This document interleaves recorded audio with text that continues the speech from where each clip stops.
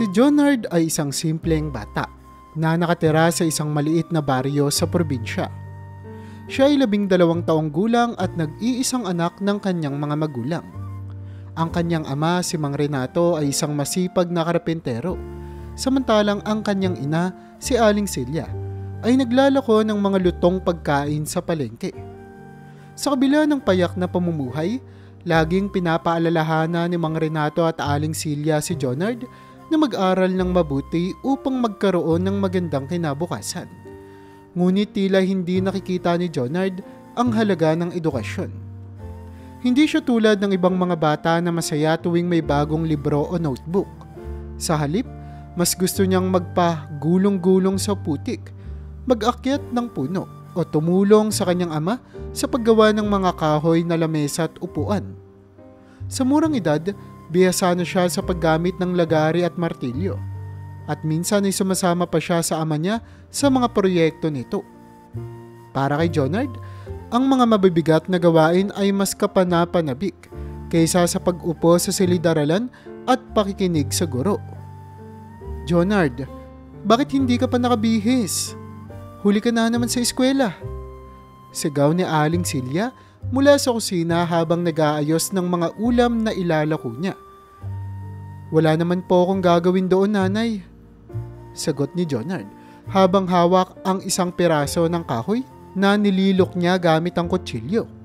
Mas mabuti pa pong tumulong kay tatay. At least may natututunan ako. Napabuntong hininga si Aling Silya. Anak, paulit-ulit na lang tayo. Hindi naman sa lahat ng pagkakataon ay nandito ang tatay mo para gabayan ka. Kailangan mong mag-aral dahil yan ang tanging maipapamana namin sa iyo. Napatingin si Jonard sa labas ng kanilang bahay kung saan abala ang kanyang ama sa pagkakarpentero. Alam niyang ginagawa ng kanyang mga magulang ang lahat upang mapabuti ang kanyang buhay. Pero hindi niya maiwasang isipin na sapat na ang matutunan niya mula sa mga gawaing kamay kaysa sa mga leksyon sa eskwela na sa tingin niya ay wala namang silbi. Anak, sumama ka na kay inay mo at pumasok ka na. Sabi ni Mang Renato habang pinapahira ng basahan ng kahoy na katatapos niyang lihain. Kapag hindi ka nag-aral, baka mahirapan ka balang araw. Hindi naman habang buhay, may martilyo kang mahahawakan. Ngunit sa halip na sumunod, tumakbo si Jonard sa likod ng bahay. Dala ang kanyang maliit na kahoy na sinimulan niyang ukitin.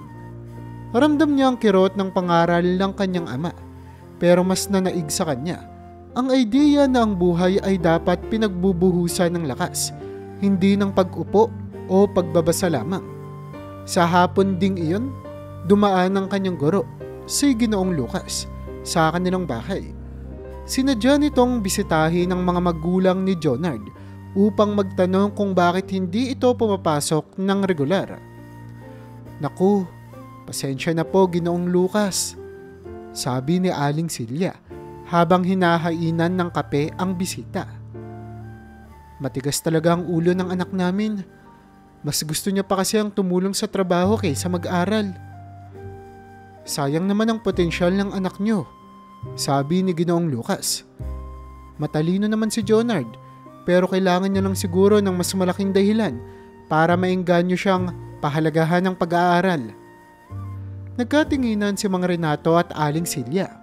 Alam nilang mahal nila si Jonard at nais nilang bigyan ito ng mas maliwanag na kinabukasan. Ngunit papaano nga ba nila mapapaintindi sa kanilang anak ang halaga ng edukasyon? Habang palubog ang araw, nararamdaman ni Jonard ang bigat ng mga sulyap ng kanyang mga magulang habang siya'y nag-uukit sa ilalim ng puno. Alam niyang nag-aalala sila para sa kanya, ngunit hindi niya alam kung paano sasabihin na mas masaya siya sa mundong ginagalawan niya ngayon. Sa kanyang isip, wala siyang ibang nais kundi ang manatili sa tabi ng kanyang ama. Hawak ang martilyo at kahoy at magpanday ng kanilang kinabukasan sa kanyang sariling paraan. Isang umaga, habang abala si Mang Renato sa paggawa ng isang malaking lamesa para sa kliyente, napansin ni Jonard ang tambak ng mga kahoy na tila hindi na magagamit. Merong maliliit na piraso na hindi pantay-pantay ang laki at anyo. Sa halip na itapon, naisip niyang gumawa ng isang bagay mula sa mga ito. Tay, pwede ko bang gamitin ang mga kahoy na ito? Tanong ni Jonard habang tinitignan ang mga piraso ng kahoy. Oo anak, pero mag-ingat ka ha. Huwag kang magtatanga-tanga at baka masugatan ka. Sagot ni Mang Renato habang abala sa pagbabalangkas ng sukat para sa lamesa. Masayang kinuha ni Jonard ang mga kahoy at sinimulang magtrabaho sa tabi ng kanyang ama. Sa isip niya, gagawa siya ng isang bangkito. Ngunit hindi lang basta-bastang bangkito. Nais niyang gawin itong kakaiba at maganda. Isang bagay na magpapakita ng kanyang imahinasyon at kakayahan. Ginamit niya ang lagaring iniwan ng kanyang ama, pati na ang mga pako at martilyo na nasa gilid ng mesa. Sa bawat galaw ng kanyang kamay, naaalala niya ang mga payo ng kanyang ama. Laging sukatin ng tama bago magputol. Kapag maayos ang pundasyon, matibay ang kakalabasan ng gawa mo. Ito ang lagi niyang naririnig. Habang tumatagal, nadala si Jonard sa kanyang proyekto. Ginamit niya ang isang lumang kutsilyo upang gumawa ng mga simpleng ukit sa paa ng bangkito. Ang bawat linya at kurba ay maingat niyang dinisenyo. Kahit hindi siya eksperto, nakaramdam siya ng kakaibang saya habang nakikita ang unti-unting pagbuo ng kanyang likha. Makalipas ang ilang oras, natapos ni Jonard ang kanyang bangkito. Hindi ito perpekto, ngunit kakaiba ang disenyo. May ukit ng mga dahon sa gilid at ang mga paa nito ay may simpleng pattern na gawa sa mga pahalang na guhit. Proud na proud siya sa kanyang nagawa at agad niya itong ipinakita kay Mang Renato. Ano sa tingin mo, Tay? Tanong ni Jonard habang hawak ang bangkito. Kitang-kita sa kanyang muka ang saya at kaba. Napangiti si Mang Renato habang tinitignan ng bangkito. Magaling anak, mas maayos pa nga ito kaysa sa mga unang gawa ko noong kaedad mo ako. May potensyal ka talaga sa ganitong trabaho. Hindi lang si Mang Renato ang humanga sa gawa ni Jonard. Nang makita ito ni Aling Silya, pinuri rin niya ang anak. Sa hapon ding iyon, may mga kapitbahay na nakakita sa bangkito at nagtaka kung sino ang gumawa nito. Ang ganda naman ito, Mang Renato. Ikaw bang may gawa? Tanong ng isa. Hindi. Sagot ni Mang Renato na may pagmamalaki. Anak ko lang naman ang gumawa niyan.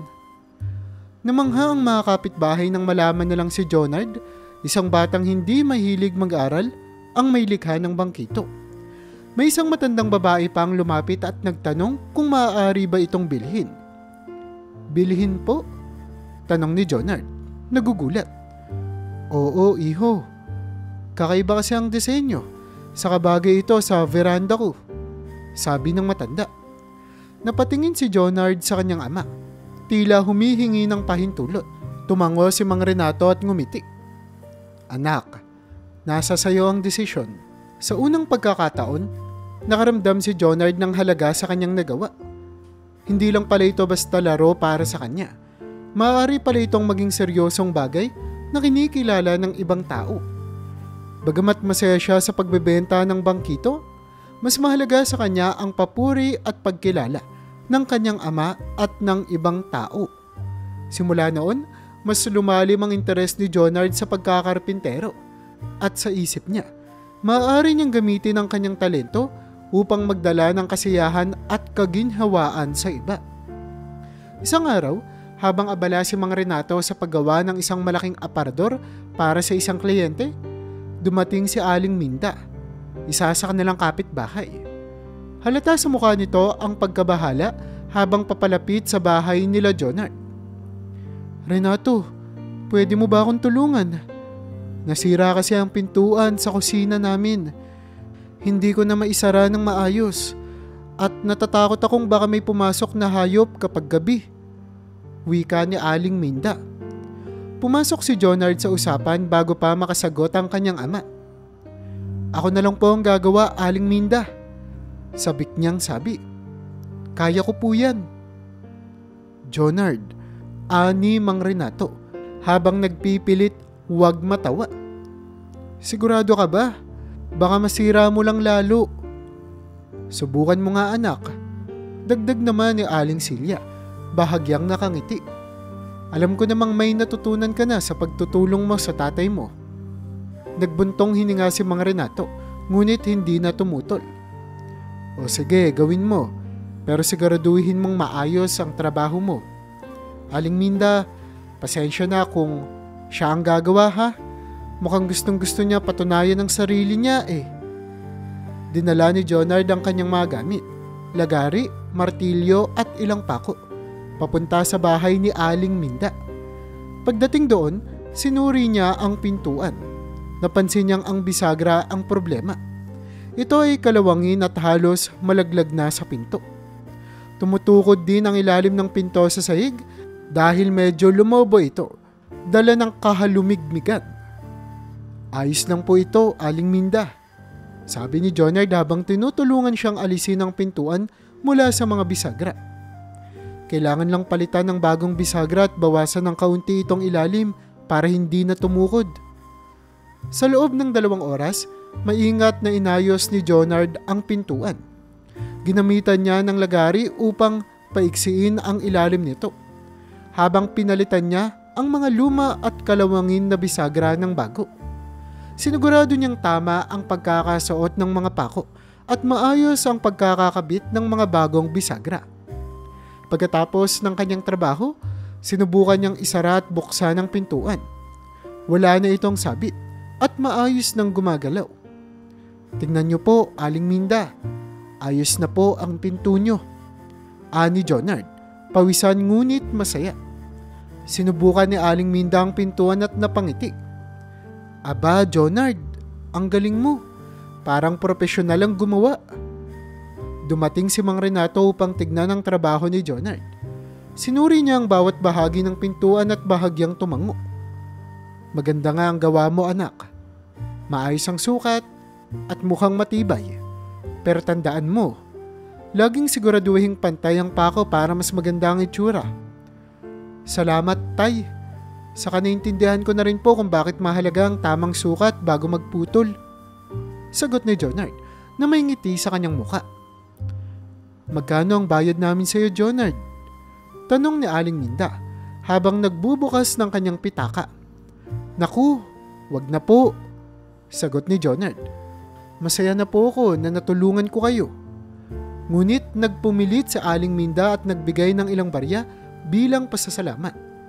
Tinanggap naman ito ni Jonard at sa kanyang murang edad, naramdaman niyang ang kanyang talento ay hindi lamang makakapagpasaya ng ibang tao, kundi maaari rin niyang gawing mapagkukunan ng maliit na kita.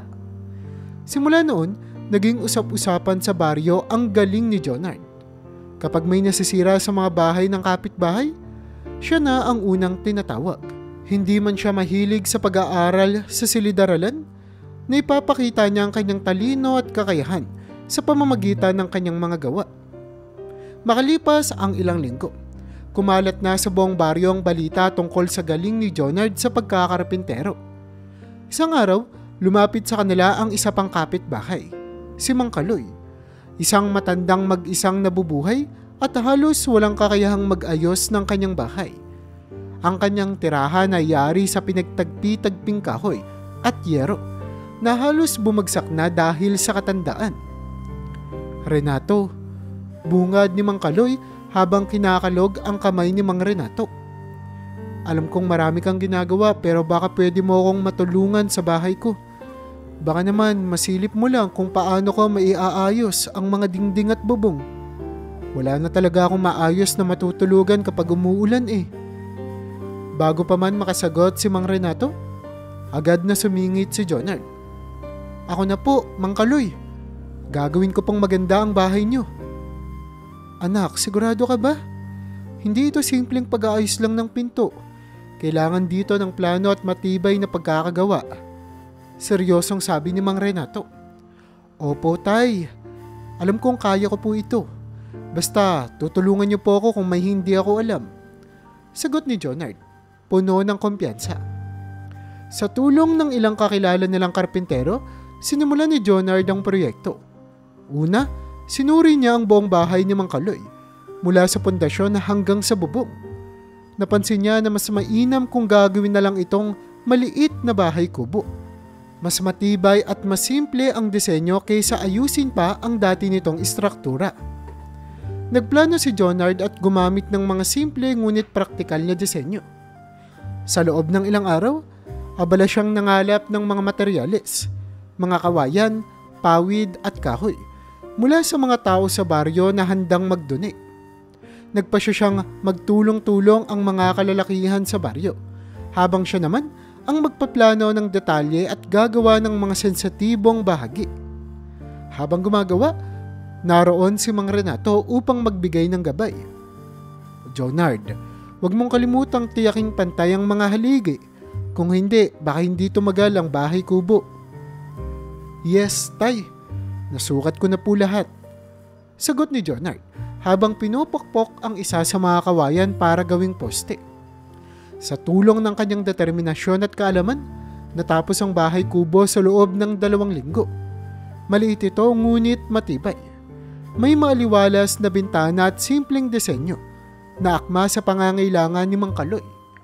Nang makita ito ng matanda, hindi nito napigilang mapaiyak sa tuwa. Jonard, maraming salamat sa iyo. Hindi ko akalaing magkakaroon pa ako ng disenteng tirahan sa edad kong ito. Sabi ni Mang Kaloy habang pinapahid ang luha sa kanyang pisngi. Napangiti si Jonard at kahit pagod, ramdam niya ang kasiyahan. Walang anuman po, Mang Kaloy. Basta po kung may kailangan po kayong ayusin pa, tawagin niyo lang po ako.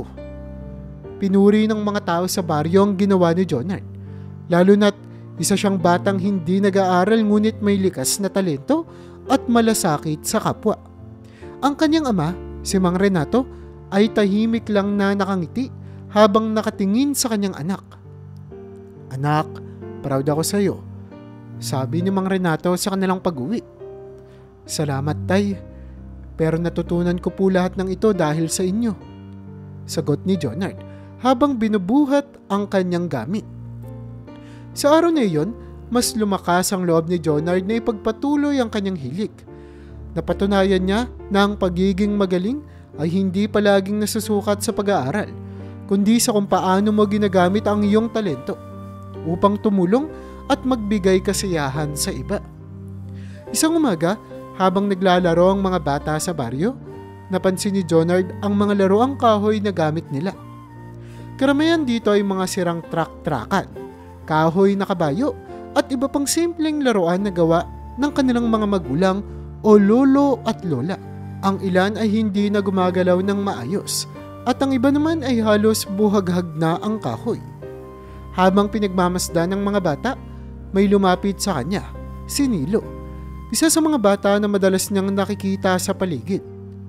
Bit-bit nito ang isang kahoy na truck na walang gulong at basag na ang isa sa mga gilid. Kuya Jonard, pwede mo bang ayusin ito? Hindi na po ito tumatakbo eh. Tanong ni Nilo habang nakatingin sa kanya ng may pag-asa. Napangiti si Jonard. Oo naman, Nilo. Iwan mo na lang sa akin yan at gagawin kong parang bago. Agad na nagsimula si Jonard sa trabaho. Kinuha niya ang truck ni Nilo at sinuri ito. Nakita niyang kailangang palitan ng gulong at gawing mas matibay ang katawan nito.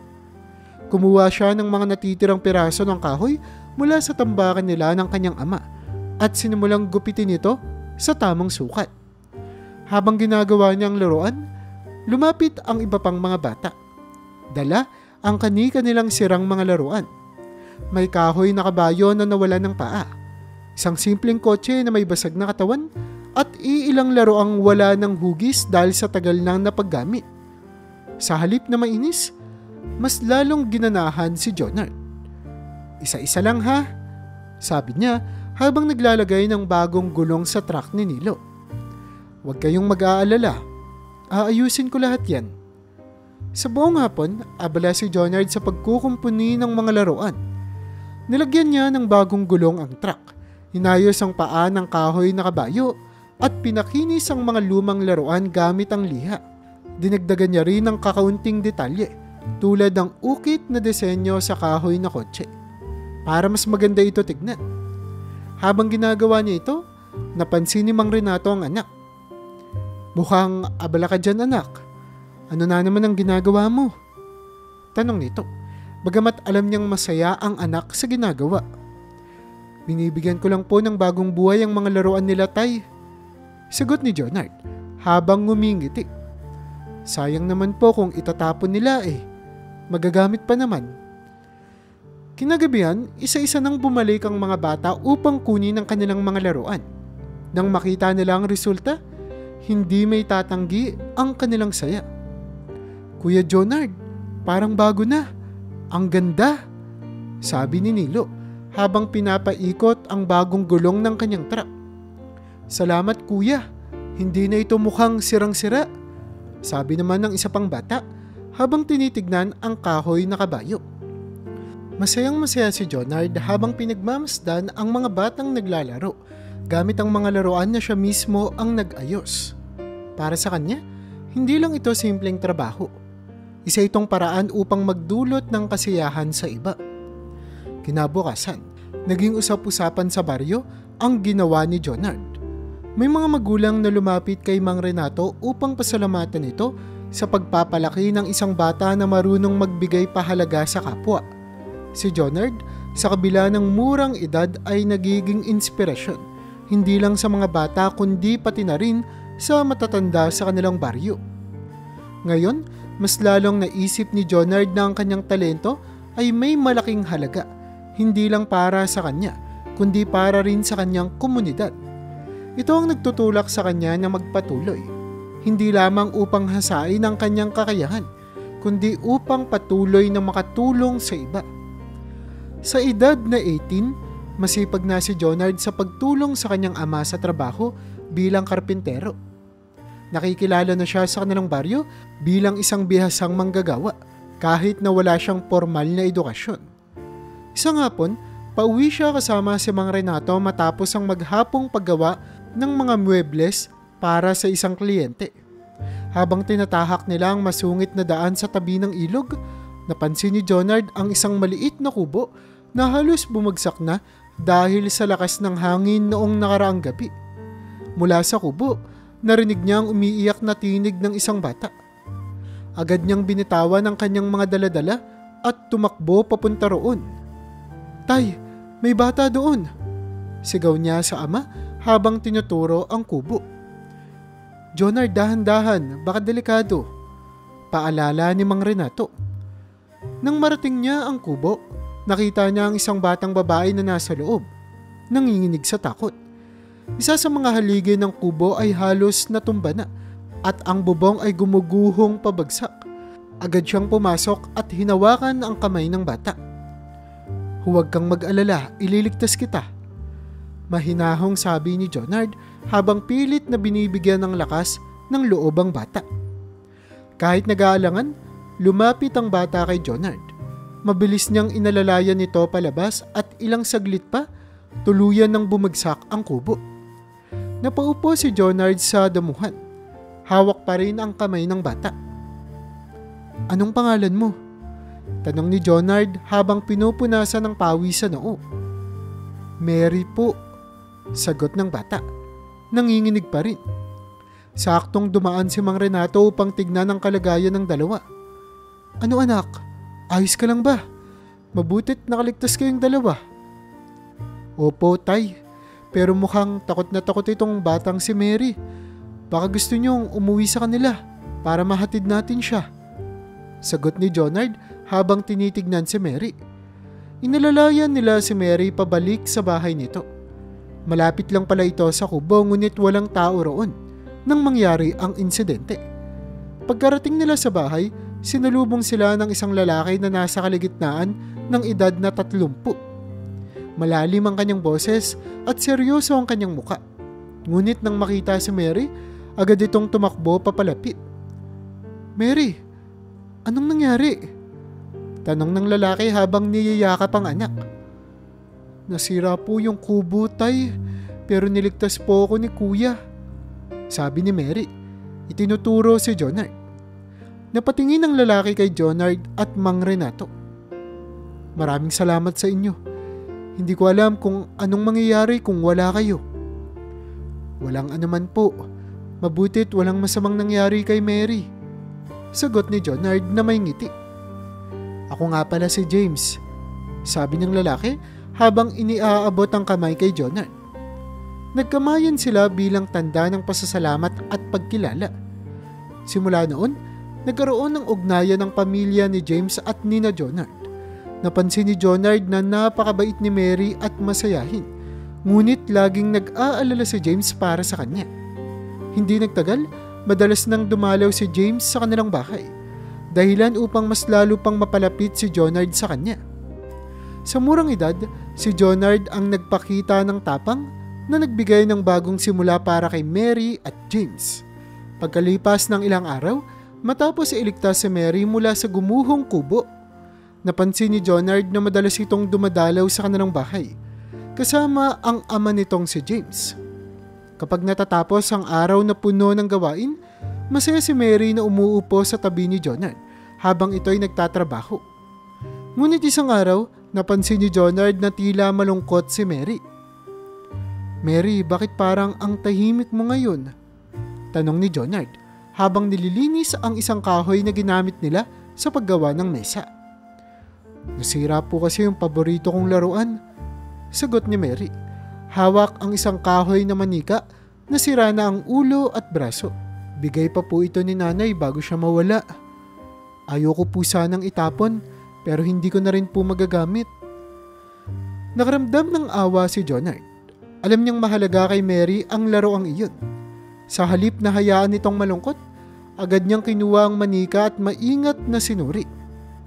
Mary, huwag kang mag-alala. Kaya ko itong ayusin. Gagawin ko pang mas maganda. Nagliwanag ang mukha ni Mary. Talaga po, Kuya Jonard? Salamat po. Agad na kumilo si Jonard. Kinuha niya ang ilan sa mga natirang kahoy mula sa kanilang proyekto at sinimulang gawing bagong bahagi para sa manika ni Mary. Pinutol niya ang mga tamang sukat para sa bagong ulo at braso nito. Ginamit niya ang mga kasanayang natutunan niya mula sa kanyang ama upang maingat na ikabi ang mga bagong bahagi sa katawan ng manika. Habang ginagawa ito, nanonood si Mary, puno ng paghanga. Ang galing mo po, Kuya Jonard. Parang bago na ulit ang manika ko. Sandali lang, Mary. May isa pa akong ilalagay. Sabi ni Jonard habang humahawak ng isang peraso ng liha upang pakinisin ang mga bagong bahagi ng manika. Nag-ukit pa siya ng simpleng disenyo ng bulaklak sa damit ng manika bilang dagdag na detalye. Pagkatapos ng halos 2 oras, inabot niya ang manika kay Mary. Oh, ito na. Bago na ulit ang manika mo. Mas matibay na ito kaysa dati. Hindi may tago ni Mary ang saya habang yakap ang manika. Ang ganda-ganda po, Kuya Jonard. Salamat po talaga. Sakto namang dumating si James at nakita ang kasiyahan ng kanyang anak. Tinignan nito ang manika at ngumiti. Jonard, ang galing ng trabaho mo. Nagpasaya ka ng bata. Nagawa mo pang gawing mas magandang laruan. Napakalaking bagay na ito para kay Mary. Kaunting tulong lang naman po iyon. Sagot ni Jonard, bahagyang namula sa papuri. Mula noon, naging mas madalas ang pagbisita ni na James at Mary sa bahay ni na Jonard. Napalapit ang loob ni James kay Jonard at nakita niya kung paano ang malasakit ng binata sa kanyang anak. Sa bawat araw na lumilipas, mas nararamdaman ni Jonard na hindi lang sa paggawa ng kahoy, magaling ang kanyang mga kamay. Magaling din siyang magbigay ng kasiyahan at pag-asa sa ibang tao. Dahil sa mga naunang pagkakataon kung saan tumulong si Jonard kina James at Mary, naging malapit ang loob ng binata sa mag-ama. Madalas nang bumisita si Jonard sa bahay ni na James, lalo na tuwing linggo, kapag wala siyang masyadong ginagawa. Sa tuwing pupunta siya roon, madalas niyang nakikitang abala si James sa pag-aayos ng kanilang bahay. Bagamat simple at maliit ang tirahan, maayos ito at laging malinis. Isang hapon habang naglalaro si Mary sa labas, Napansin ni Jonard na may sirang upuan sa sala ng bahay ni na James. Tumayo ito na tila baga ginagamit pa rin kahit halatang delikado na. James, gusto mo bang ayusin ito? Mukhang kaunting tapik lang, ayos na ulit. Sabi ni Jonard habang tinutulak ang sira-sirang upuan para tignan ang ilalim nito. Huwag ka nang mag-abala, Jonard. Kaya ko naman yan kapag may oras na ako. Sagot ni James, ngunit kita sa mukha niya ang pasasalamat sa alok. Hayaan niyo na po ako. Sabi naman ni Jonard na may ngiti. Mas mabilis ko po itong matatapos. Saka ayaw ko yung makitang gumagamit ng ganito. Baka masira bigla habang nakaupo si Mary. Kumuha si Jonard ng mga pako mula sa kanyang daladalang toolbox at sinimulan ang pagkukumpuni ng upuan. Pinanood siya ni James habang maingat niyang nilalagyan ng suporta ang mga paa ng upuan. Hindi nagtagal, naging mas matibay ito kaysa dati. Ang bilis mo talaga, komento ni James. Pati si Mary sobrang hanga sa'yo. Lagi kang hinahanap ng bata kapag wala ka rito. Tumawa si Jonard. Natutuwa lang siguro siya kasi may gumagawa ng mga laruan niya. Pero masaya po ako na nandito siya palagi.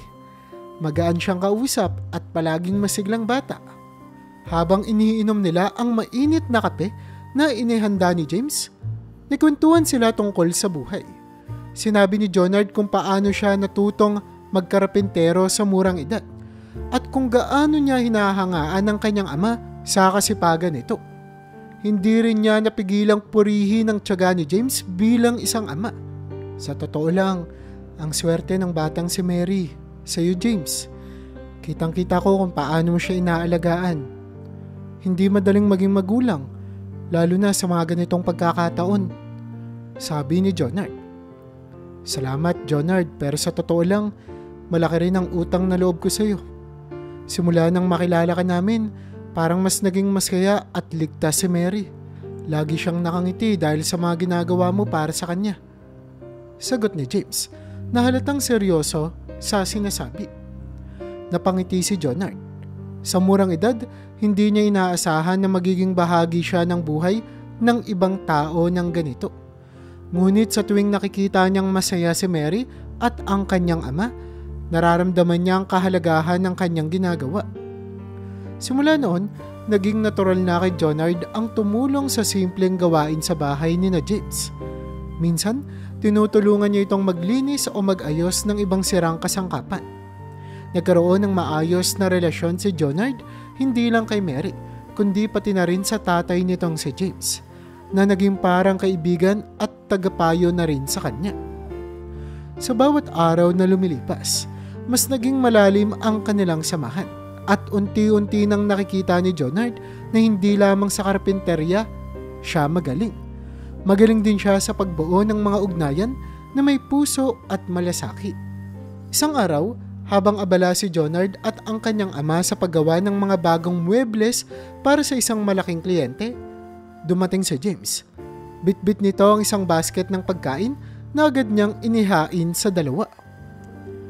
Para may makain kayo habang nagtatrabaho, sabi ni James habang inilalagay ang basket sa isang malinis na lamesa. Salamat, James, sabi ni Mang Renato, tumango bilang pasasalamat. Napakabait mo talagang tao.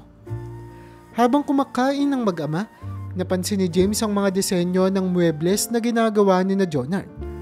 Isa itong set ng mga upuan at lamesa na may detalyadong ukit at pulidong pagkakagawa. Napangiti si James at lumapit upang mas tignan ang ginagawa ni Jonard. Jonard, ang ganda ng gawa mo. Puri ni James habang inahaplos ang makinis na ibabaw ng isang upuan. Mukhang mahirap gawin to ha. Salamat po, James. Sagot naman ni Jonard. Medyo matrabaho pero masarap naman sa pakiramdam kapag natapos mo ng maayos. Nang makita ni James na abala sina Jonard at Mang Renato, nag-alok ito ng tulong. Kung kailangan nyo ng dagdag na kamay, sabihin nyo lang. Wala naman akong ginagawa ngayong araw. Nagulat si Jonard. Talaga, James? Sigurado ka pang gusto mong tumulong? Medyo mabigat at matrabaho ito. Oo naman, sagot ni James nakangiti. Hindi naman ako sanay na nakaupo lang. Gusto ko ring magamit ang oras ko sa kapaki-pakinabang na bagay. Bagamat nag-aalinlangan, pumayag si Mang Renato na tulungan sila ni James. Hinatasan niya ito ng ilang simpleng gawain, tulad ng pag-aayos ng mga kahoy na gagamitin at pagtulong sa pagbubuhat ng mga materyales. Sa kabila ng pagiging baguhan, mabilis naman matuto si James. Napansin ni Jonard na bihasa rin ito sa paggawa, bagamat hindi nito binabanggit kung saan ito natuto. Ang bilis mong matuto, James, komento ni Mang Renato habang tinitignan ang maayos na pagkakakabit ng isang bahagi ng lamesa. Siguro dahil may magaling akong guro, biro ni James habang tumatawa. Habang nagtatrabaho sila, napansin ni Jonard na mas nagiging magaan ang gawain kapag may tumutulong tulad ni James. Naging mas masaya rin ang kanilang hapon dahil sa mga kwento at biro nito. Nang matapos nila ang isang bahagi ng proyekto, tumingin si James kay Jonard at ngumiti. Ang saya palang magtrabaho kasama kayo. Hindi lang puro trabaho, may kasiyahan pa, sabi ni James. Salamat, James, sagot naman ni Jonard. Ang laki rin ng naitulong mo sa amin. Kung wala ka, baka bukas pa namin matapos ito. Kung kailangan niyo ulit ng tulong, huwag kayong mahihiyang tawagin ako, sagot ni James.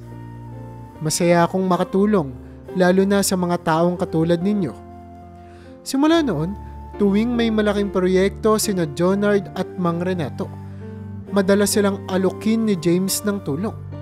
Bagamat hindi malinaw ang trabaho ni James, kitang-kita ang husay at malasakit nito na mas lalo pang nagpapatibay ng ugnayan nila bilang magkakaibigan. Sa tuwing nagtatrabaho silang tatlo, hindi lang gawa ang nabobuo, kundi pati na rin ang tiwala at pagkakaibigan na tumatagal sa bawat araw na lumilipas. Sa tulong ng magandang reputasyon ni Jonard at Mang Renato bilang mahusay na karpintero, natanggap sila para sa isang malaking proyekto sa bayan. Ang pag-aayos ng kahoy na dekorasyon at muebles ng isang sikat na restaurant. Hindi pa man sila nagsisimula, ramdam na nila ang bigat ng responsibilidad dahil alam nilang ito ang pinakamalaking proyekto na kanilang gagawin. Jonard, siguraduhin mong maayos ang gawa natin dito, sabi ni Mang Renato habang inaayos ang mga gamit nila sa labas ng restaurant. Hindi basta-basta ang kliyente natin. Kilalang lugar ito. Opo, tay, sagot ni Jonard na puno ng kaba ngunit excited din. Gagawin ko po ang best ko. Dapat maganda lahat para mapasaya natin sila. Pagpasok nila sa restaurant, na-impress agad si Jonard sa laki at ganda ng lugar. Ang mga kahoy na dekorasyon ay may eleganteng disenyo, ngunit halata ang kalumaan ng mga ito. Sila ang naatasang mag-restore ng mga nasirang bahagi, kasama ang paggawa ng ilang bagong piraso para sa mga kliyente ng restaurant. Pinakilala sila ng assistant manager sa ibang staff, ngunit sa halip na mainit na pagtanggap, may halong lamig ang pakikitungo ng manager sa kanila. Siguraduhin ninyong hindi kayo magiging abala sa mga customer namin, sabi ng manager ng may pagkasungit. Ayoko ng palpak na trabaho. Kung hindi nyo kaya, wag na lang kayong magsimula. Napatigil si Jonard sa narinig, ngunit pinakalma siya ni Mang Renato. Walang problema, sir, sagot nito nang may ngiti. Maayos po namin gagawin ang lahat. Sa unang araw, masigasig na sinimulan ng mag-ama ang kanilang trabaho. Sinukat ni Jonard ang bawat detalye ng dekorasyon habang si Mang Renato naman ang nagplano ng mga bahagi na kailangang palitan. Mahirap ang gawain, ngunit ramdam ni Jonard ang kasiyahan sa paggawa ng isang proyektong ganito kalaki. Sa kanilang pag-uwi, hindi may tago ni Jonard ang saya. Tay, parang malaki ang magbabago sa atin kapag natapos natin ito. Pakiramdam ko, kaya na nating sumubok pa ng mas malalaking proyekto. Tumango si Mang Renato. Oo anak, pero tandaan mo, Hindi lang ganda ng gawa ang importante. Dapat may respeto tayo kahit kanino, kahit mahirap minsan. Hindi nila alam, ang proyektong ito ang magdadala ng mas malaking pagbabago, hindi lang sa kanilang kabuhayan, kundi sa kanilang pananaw sa buhay. Lalo na't hindi nila inaasahan kung sino ang tunay na may-ari ng restaurant na kanilang tinatrabaho. Sa mga sumunod na araw, mas lalong naging abala sina Jonard at Mang Renato sa kanilang proyekto sa restaurant. Ang bawat detalye ng kanilang ginagawa ay sinisigurado nilang maayos. Mula sa pagkukumpuni ng lumang dekorasyon hanggang sa paggawa ng bagong muebles. Ngunit, sa kabila ng kanilang sipag at tiyaga, hindi pa rin maalis ang pagiging mainit ng ulo ng manager. "Hoy, karpintero, ang bagal nyo naman kumilos," sigaw ng manager habang nilalapitan sina Jonard at Mang Renato. "Wala ba kayong alam sa deadline? Tapos na dapat ang trabaho nyo kahapon pa." Bahagyang napahinto si Jonard sa ginagawa at nilingon ng manager. Kita niya ang galit sa mukha nito kahit na wala naman silang ginagawang mali. Pilit niyang nilunok ang inis at nagpatuloy sa pag-aayos ng isang bahagi ng kahoy na pader. "Pasensya na po, sir," mahinang sagot ni Mang Renato. "Ginagawa po namin ang lahat para masigurado ang kalidad ng trabaho." "Kalidad?" Napataas ang kilay ng manager. "Kung ganyan kabagal ang kalidad nyo, baka abutin pa tayo ng susunod na taon. Mas mabuti pa yata kumuha na lang kami ng iba." Napansin ni Jonard na hindi lang sila ang tinatrato ng ganito ng manager. Maging ang ibang staff ng restaurant ay takot sa kanya. Ngunit hindi niya inaasahan ang sumunod na nangyari.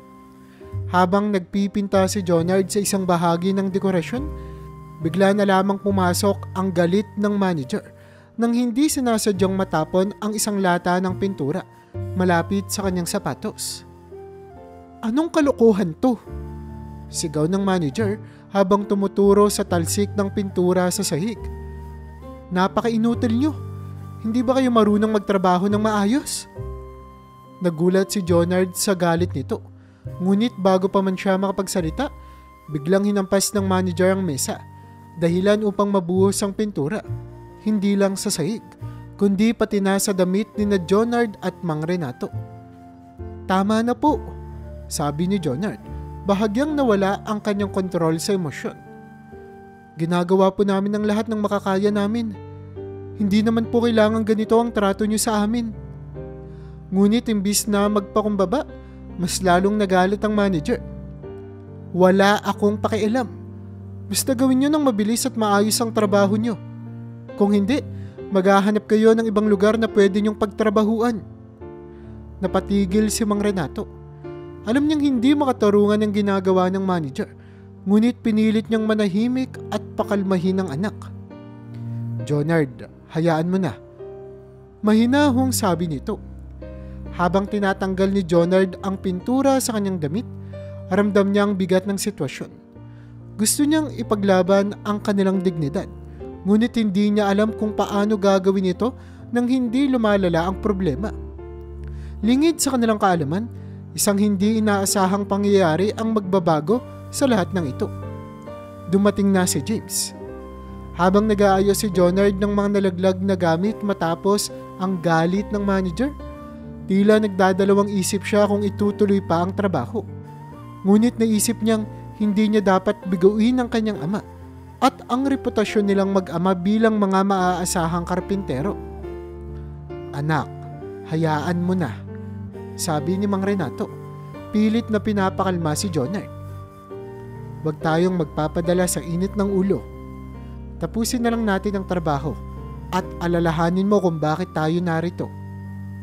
Tumango si Jonard, ngunit halata pa rin sa kanyang muka ang kaba at inis. Napagdesisyonan nilang baliwalain na lang ang nangyari at ipagpatuloy ang kanilang gawain. Kinahaponan, bumalik ang manager. Sa pagkakataong ito, mas lalong lumala ang pagtrato nito sa kanila. Habang inaayos ni Jonard ang huling bahagi ng isang kahoy na dekorasyon, nilapitan siya ng manager na galit na galit. "Ano ba yan? Ang pangit ng gawa mo. Mukhang gawa ng bata. Sigaw nito. Pasensya na po sir. Sagot ni Jonard. Pilit iniintindi ang galit ng manager. Pwede ko pong ayusin kung meron kayong gustong ipabago. Uulitin mo? Wala akong oras para sa mga palusot mo. Bago pa makasagot si Jonard, biglang sinipa ng manager ang isang lata ng pintura na nasa tabi ng binata. Tumalsik ang pintura sa sahig, sa kagamitan at higit sa lahat sa suot ni na Jonard at Mang Renato. Napatigil si Mang Renato at si Jonard naman ay tila natigilan sa galit at gulat. Halos hindi siya makapaniwala sa ginawa ng manager. Sa pagkakataong ito, hindi na siya nakapagpigil. Sir, hindi po tama yung ginagawa niyo. Matapang na sabi ni Jonard. Pilit na pinipigilan ang panginginig ng kanyang boses. Ginagawa namin ang lahat ng makakaya namin. Hindi niyo kailangang tratuhin kami ng ganito. Ngunit, hindi pa rin nakikinig ang manager. Wala akong pakialam. Mga walang kwenta kayo. Hindi ko alam kung bakit pa kayo kinuha para dito. Lahat ng staff sa restaurant ay napatigil at nagtinginan sa eksena. Kita ang kanilang takot at pagkabalisa sa ginagawa ng manager. Ngunit wala ni isa sa kanila ang naglakas loob na sumita rito.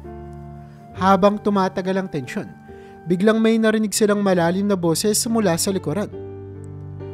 Anong nangyayari dito? Tanong ng boses. Nilingon ng lahat at nagulat sila sa kanilang nakita. Si James, nakatayo sa pintuan ng restaurant. Nakasuot ng maayos na damit at may otoridad sa kanyang tindig. Hindi alam ni na Jonard at Mang Renato kung bakit naroon si James. Ngunit sa ekspresyon ng mukha nito, halatang hindi nito pagkatuwa sa eksena. Napatigil ang manager at agad na nagdahilan. Sir James, pasensya na po, pero itong mga karpentero na ito ay sobrang bagal at hindi maganda ang trabaho nila. Kaya lang po ako nagalit. Tumango si James, ngunit hindi nito nilubayan ang tingin ng manager. Bagal at hindi maganda? Sigurado ka ba dyan? Dahil sa tingin ko, ang tanging pangit dito ay ang asal mo. Hindi makapaniwala sina Jonard at Mang Renato sa narinig. Sa sandaling iyon, naging malinaw sa kanila. Si James ang may-ari ng restaurant. Matapos ang biglang pagdating ni James, tila naging tahimik ang buong lugar. Ang manager, na kanina lamang ay galit na galit, ay parang binuhusan ng malamig na tubig. Tumitig ito kay James, halatang naguguluhan at natatakot.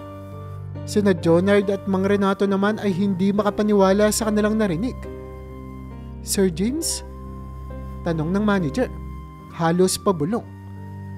Pasensya na po. Hindi ko naman po kasi alam na narito kayo. Hindi ko rin alam na... Hindi mo alam na ano?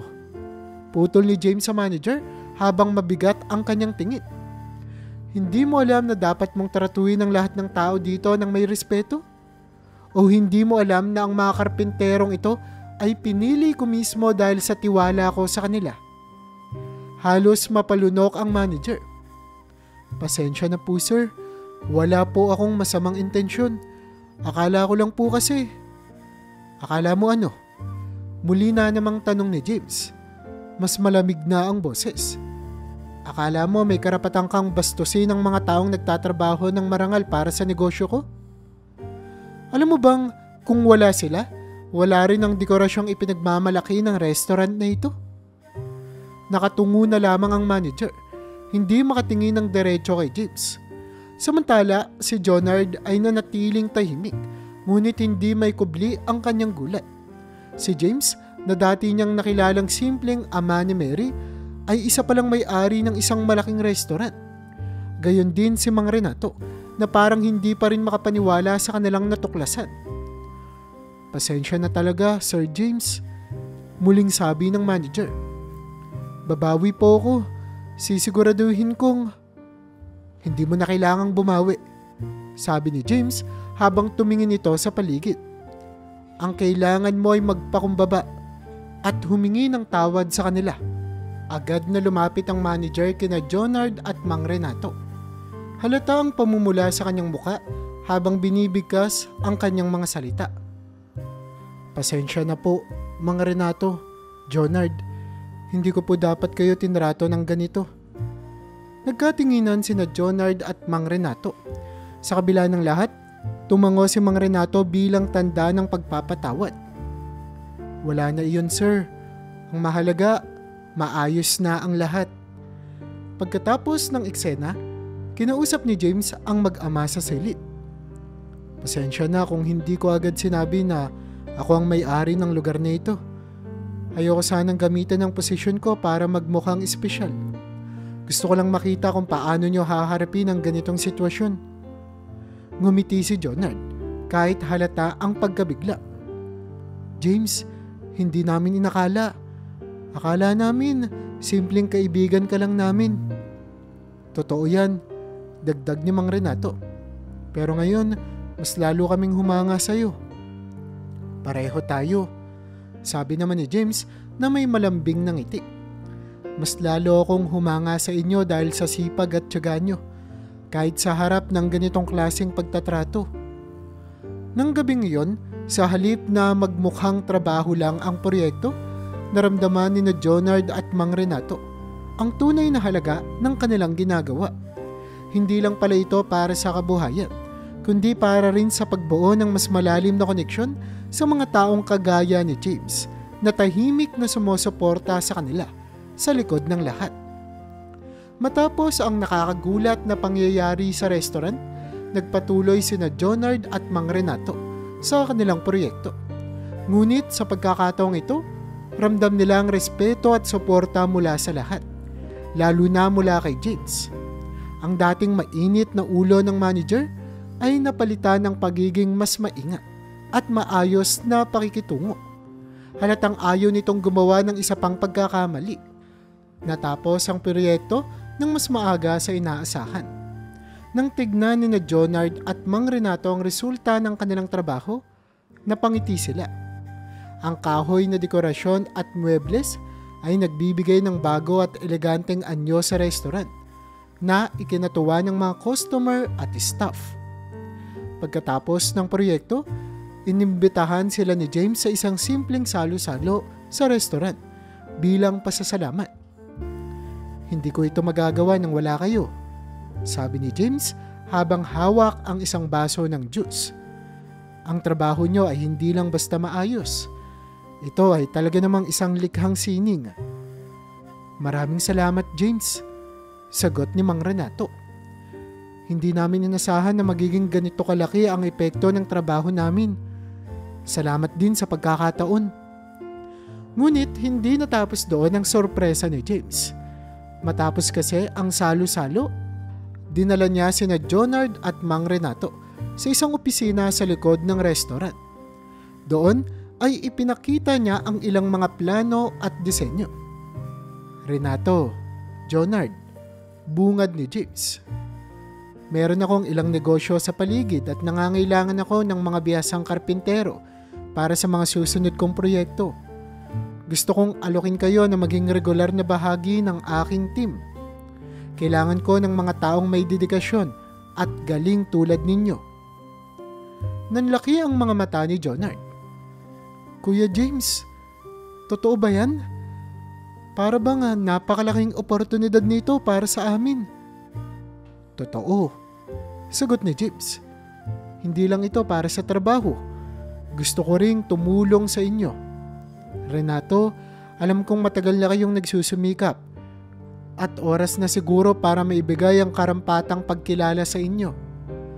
Napatingin si Mang Renato sa anak. Nakitang-kita ang kasiyahan sa muka. James, malaking bagay ito para sa amin. Hindi ko alam kung paano kami makakabayad ng utang na loob.